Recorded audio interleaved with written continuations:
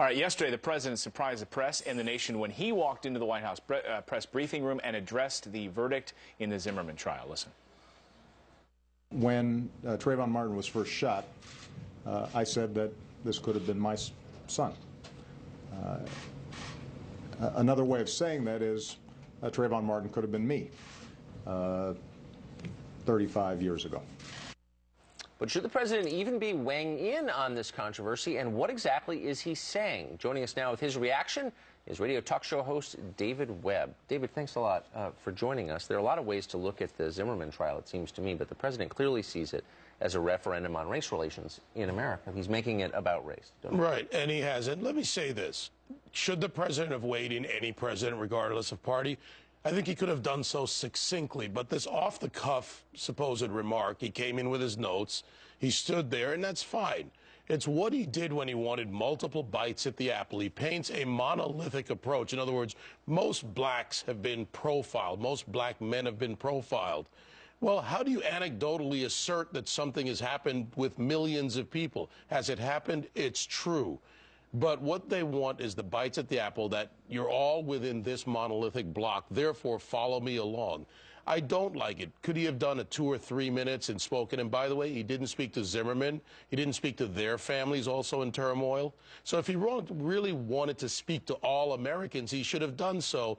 And let's not ignore the political component of this with the rallies this weekend, that days after the verdict, the president comes out and off the cuff, quotes in the air, suddenly speaks on this issue. You cover politics pretty regularly, of course, on your radio show. Was there a political component to this? Some saying he had nothing to gain politically by going to the podium in this, and that it was really a moral speech that the president wanted to give. Does he stand to gain politically at all from this? Absolutely. And look, he's the president. Whenever a president speaks, it's political, no matter what. That's the nature of the job. That's the position. He stands to gain because this is going to rebut the criticism from his base. And when you look at who's out there supporting him, because it's not just the president. Be specific. What criticism from his base that he hasn't been outspoken from the black community? He's received criticism for not being more vocal on this, for not coming out. They issued a written statement, not another statement, not another construct son. Now the construct is it could have been me. Yes, it could have been you, but that's your experience. My experience is to my best of my knowledge, have never had someone clutch their purse. Now, has somebody done it? Yes, but do I care?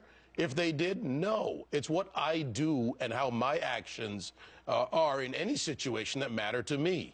Do you think him speaking out, he talks about racial tension in the United States. Is it helping the cause or hurting? Is it causing more division?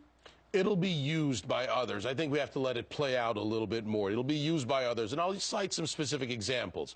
You've got Jesse Jackson saying that Florida is an apartheid state when it comes to stand your ground laws, when he cited the numbers of how it's used by blacks, whites, and all others, and it rebuts his case. You've got Mark Morial, former mayor of New Orleans. Mark goes on TV and takes what the president said, race relations, Trayvon, and goes into it, and then throws in the voting rights and mischaracterizes the voting rights decision by the Supreme Court to try and gin up fear.